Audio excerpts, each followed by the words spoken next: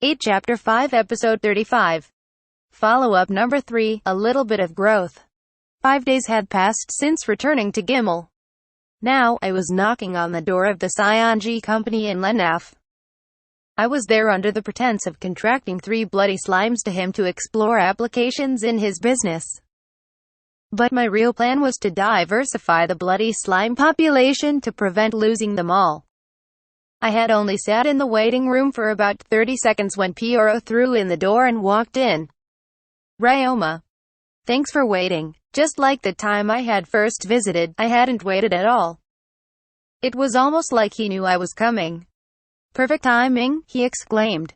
I'm glad to see you again so soon, but are things going fine on your end? You only just went back to the shop. Oh, everything's just peachy thanks to the wonderful help you've introduced me to. Almost too wonderful, in fact. Something up? It's a long story, but the day after returning to Gimel, Ox and I held a sparring session in the empty plot by the shop, as we had planned. I was eager to put a little more effort in after my conversation with Carm, and this was Ox's first chance to show his mettle at his new workplace. With 2 enthusiastic contestants, the session escalated without either of us intending. By the end of the match, the crowd of customers and employees was assaulted by the Dust Cloud, kids cried and the elderly fainted at the intensity of the clash. Carm told us that we might have gotten slightly carried away. Luckily, most of the customers were regulars, so they laughed it off once I offered everyone a head-to-toe wash for free. I had also notified the city guards about this exhibition, so we didn't get into much trouble on that end. I explained to Pioro. After dealing with the aftermath, Carm and I sat down to talk. He admitted that while we were carried away in the execution of the match, we did successfully showcase Ox's strength to our employees, our customers, and any potential wrongdoers. Then he reassured me that his comment the previous day was meant to show his appreciation for me being more proactive about expanding our business, and not to insinuate that I wasn't putting in my fair share. In fact, he apologized for causing any confusion on my end, which, of course, I returned with my own apology for misunderstanding his intentions. But as we kept talking, I realized that he was happy with the more aggressive approach to expanding the business, which led me to wonder what I could do to contribute. I decided that the best way to expand was to build more branches, so I asked myself what we would require to do that.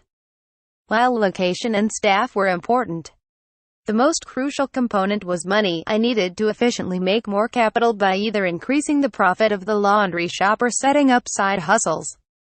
My ideas kept expanding. And once I mentioned the ideas of collection services to the elderly and those living far away from the shop, along with setting up a private waste management company, Carm shut down the conversation. I know you're always taking things seriously, boss, but stop trying to make more work for yourself at every chance you get. You work too much as it is. And that was that, I concluded. Carm had taken care of restructuring the shop's security schedule, revisiting emergency procedures, and filing any paperwork needed for our venture going forward.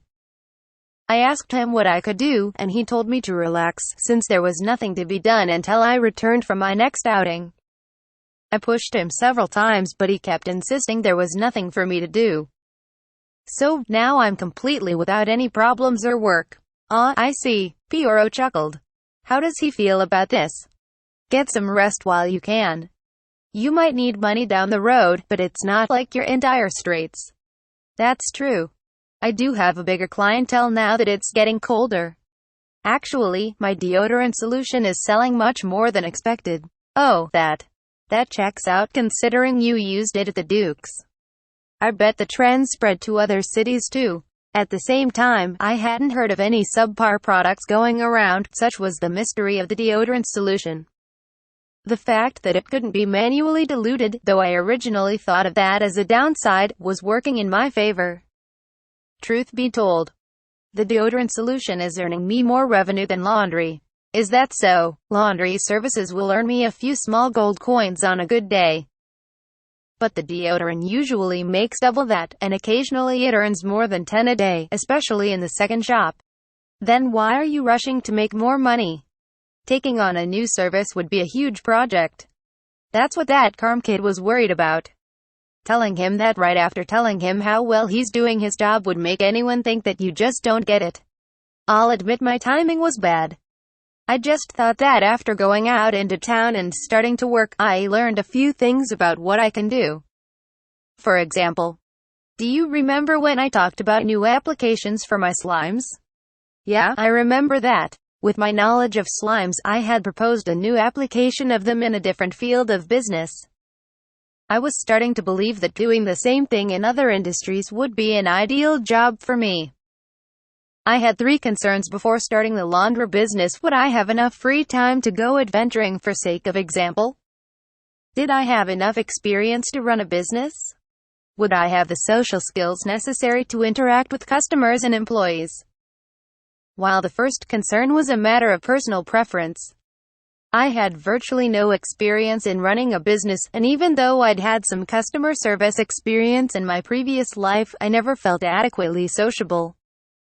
These concerns, however, had been alleviated by the ever-so-helpful duo of Carm and Carla. They were living proof that the majority of a business could be left in capable hands. Even without me there, the laundry shop was running fine, and all the employees and customers were getting along without issues. Serge had told me this before, but now I understood it. So what could I do? Putting in the effort to learn the same skills that Carm and Carla had wouldn't be a complete waste of time, but finding someone else to do something I couldn't was much faster. After thinking about my unique skill set, I landed on the idea of proposing new ideas into businesses. Originally, I was a systems engineer. Using my experience in that field, I wondered if I could propose new businesses or help to problem solve for existing businesses using slimes. Could I offer a different point of view, since I'd lived in another world? I could construct a system that problem solved or smoothed out a business, giving consideration for culture, customs, and social etiquette with the help of my friends. I think that I could be of best use to this world if I could design and provide a way to run a business with slimes involved.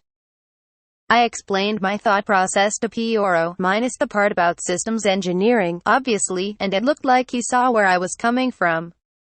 If you've put that much thought into it, Ryoma, I see no reason to disagree. Just don't kill yourself working. All right. Thank you, I won't. I feel like everyone's been telling me that lately.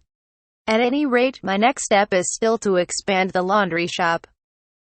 I won't lose my mind trying to save up for those, but I'll ask for a loan if I need one. Oh.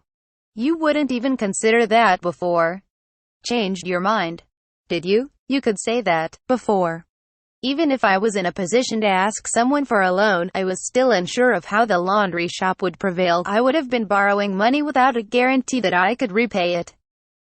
In hindsight, I might have had too much of an aversion to the idea.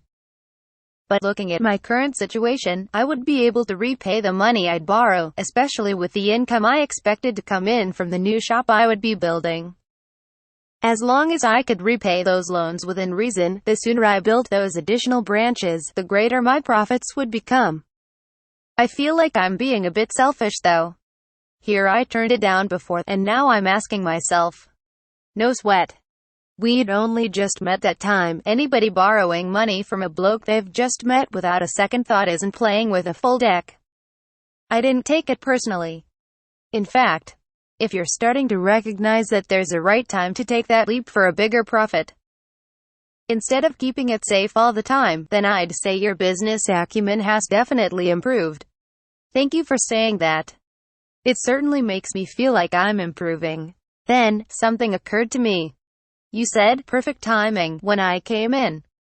What was that about? Oh, right. That totally slipped my mind. I just got my hands on the goods we talked about. Remember? The food that's good in everyday cooking, or to take to the Sea of Trees of Cyrus. The goods? I thought it'd take much longer than that. So did I. I guess we're either lucky or unlucky with that. Well, there's a catch to it. Better that I just show you first. While I could hardly wait to get my hands on the aforementioned goods, the first order of business was to take care of the slime lending contract. After doing that, we handed off the 3 bloody slimes to an employee.